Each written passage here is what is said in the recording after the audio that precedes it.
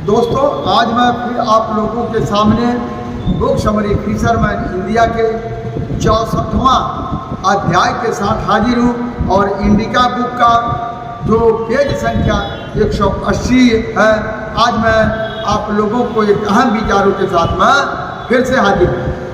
दोस्तों, आज मैं आप लोगों को बात करने जा रहा हूँ, ब्राह्मण कोई जाति नहीं है, ब्राह्मण कोई संप्रदाय नहीं है। ब्राह्मण जो है वो क्या है, इसके बारे में मैं आप लोगों को बता रहा हूँ। होता क्या है कि लोग कहते हैं कि फला ब्राह्मण, ब्राह्मण की उपाधि जो है वो है क्या? लोग कहते हैं ब्राह्मण जाति। ब्राह्मण कोई जाति नहीं है। जैसे आज आप लोगों को देखेंगे कोर्ट कचहरी ऑफिसों में क्या कहा जाता है, सर कहा जाता है, ऑफिसर को सर कहा जाता है। इसी तरीके से जो ज्ञानी पुरुष होता था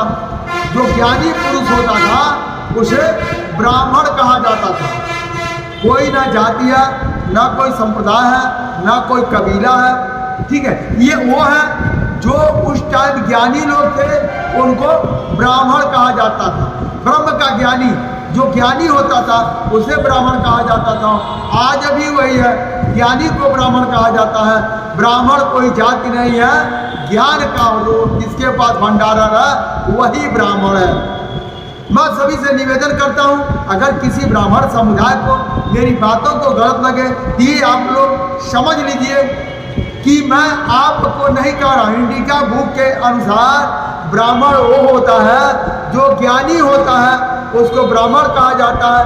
जैसे मैंने आप लोगों को बताया, आज ऑफिसों में छोटा बड़ा की बात नहीं है, छोटा बड़ा की बात नहीं है।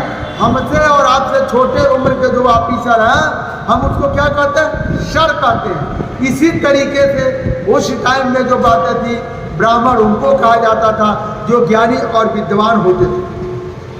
अब आइए, प्राचीन दार्शनिक अर्थात श्रमण ब्राह्मणों द्वारा स्थापित एक प्रथा बहुत अच्छी थी।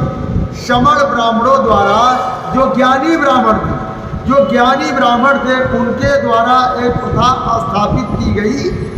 यह कानून का आदेश किया गया कि किसी को गुलाम बना करके रखा नहीं जा सकता, किसी को गुलाम बना करके रखा नहीं जा सकता। सभी को अपनी मर्जी से जीने का अधिकार है, कोई किसी का दास नहीं रहेगा। ये जो है श्रमण यानी विद्वान ब्राह्मण की बनाई हुई बात है। कोई किसी का दास नहीं रहेगा, सब लोग एक जैसा रहेंगे। यह एक सचमुच विलक्षण शाक्ति आदेश है। यह एक विलक्षण शक्ति आदेश। प्राचीन बौद्ध संहिता के अध्ययन से हमें पता चलता है, भगवान बुद्ध के समय दास प्रथा आम बात थी। भगवान बुद्ध के समय दास प्रथा भारत में आम बात थी और उन्होंने अनेक बार लोगों से विनम्र निवेदन किया और उन्होंने समझाया कि जो है दास प्रथा को खत्म किया जाए।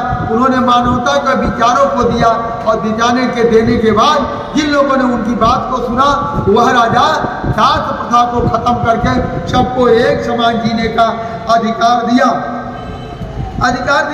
उनके महापरिनिर्वाण के बाद, यानी महात्मा बुद्ध के मरने के बाद, इसलिए मैं कह रहा हूँ मरने को, कि हर आदमी महापरिनिर्वाण बात नहीं समझेगा। इसीलिए मैं कह रहा हूँ महात्मा बुद्ध के मरने के बाद से लेकर मौर्य काल के आरंभ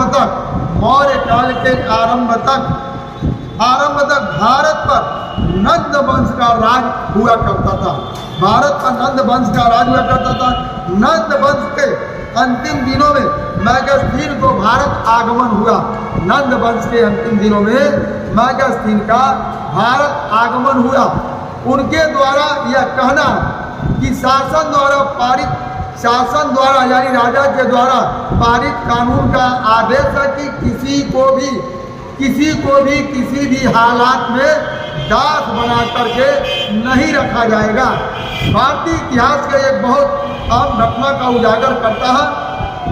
यह बताता है कि नंद वंश के राजा ने शासकीय आदेश जारी करके दास प्रथा को समाप्त किया था। सर्वप्रथम नंद वंश के राजा ने शासकीय आदेश को जारी करके दास प्रथा को समाप्त किया था। समस्त मानव जात के विशेष समस्त मानव जात के विशेषतः भारतीय लोगों को नंद राजाओं का नमन करना चाहिए कि इन्होंने इस अमानवीय प्रथा को कानून द्वारा बंद किया गया और किसी को भी उनके पूर्वजों को दास नहीं बनाने दिया गया। ये कौन? नंद वंश के राजाओं के द्वारा किया गया है, जिसको कहा जाता है नंद वंश बहुत चंडाल था। आप चाणक्य बुक में पढ़ेंगे तो नंद वंश को बहुत बड़ा चंडाल और बहुत बड़ा घमंडी बदमाश दिखाया गया। हाँ, यह अलग बात है कि नंद राजाओं का यह आदेश उस क्षेत्र तक ही सीमित रहा जहाँ तक उनके राज्य की सीमाएं थी। दोस्तों, जाहिर सी बात है, जहाँ तक मेरा देश होगा, जहाँ तक मेरा राज्य होगा, जहाँ तक मेरा गांव होगा, मेरा कानून वहीं तक चलेगा। इसी आधार पर नंद वंश के राजाओं का जहाँ तक राज था वहाँ तक दास प्रथा को उन्होंने सख्ती से रोक लगवाया। यहाँ अलग नंद राजाओं का आदेश सीमा तक सीमित था। आर्यव्रत यथापूर्व दास और दासियों को लेन देन से ग्रस्त था। आर्यव्रत जो देश जो है दास और दासियों के लेन देन से ग्रस्त था। क्या होता था? जैसे एक राजा दूसरे राजा को एक दासी देता था और वो भी राजा एक पकड़ करके दासी देता था। आप लोग समझिए, एक सुंदर सुंदर बेहतर बेहतर दासी लाया जाता था और एक दूसरा राजा कोई आया है उसको उपहार में भेंट दिया जाता था, जो आर्यव्रत से ग्रस्त था, जो इससे ग्रस्त था। अब आइए, ग्रस्त बुद्धकालीन वेद से लेकर अकबर कालीन पुराणों तक उनके सभी ग्रंथों में दास दासियों को तोहफे लेने और देने की घटनाओं से भरे पड़े हैं। राजस्थान का भी देखिए, आप लोगों को एक मिलेगा जो इतिहास देखेंगे, राजस्थान के राजवाड़े राजा राजवाड़ों ने क्या किया? अपने बहन बेटियों की शादी मुसलमानों से करते थे। करने के बाद वह उसके साथ में एक दासी भेजते थे जो वहाँ आजीवन तक उसके लड़की का सेवा टहल उनको रखते थे। लेकिन गरीबों के बेटियों को उनके साथ बंदी बनाकर भेजते थे। वो क्या करते? जो दासी भेजते थे, जो गरीब होते थे, असहाय लोग होते थे, उनके लड़कियों को उठा कर लाते थे और उसको दासी बना करके एक राजा दूसरे राजा को उपहार भेंट करता था। नंद वंश ने न केवल कानून द्वारा पाबंदी लगाई कि किसी को भी दास बनाकर नहीं रखा जा सकता, ताकि जो सभी को आज़ादी से रहने का अधिकार भी दिया।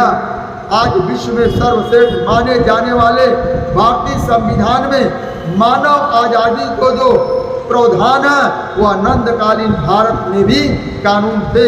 सभी समानता का अधिकार दिया गया तथा सभी को बराबर अधिकार दिए गए। सभी को दूसरे के अधिकारों का सम्मान करने का आदेश दिया गया। दोस्तों, आज का यह मेरा वीडियो यहीं पर समाप्त होता है। अगर आपको मेरा ये वीडियो पसंद आया हो, इसे लाइक और शेयर करें, कमेंट करें और लोगों तक पहुंचाने का विचार को कार्य करें। दोस्तों, धन्यवाद, नमस्कार, जय हिंद, जय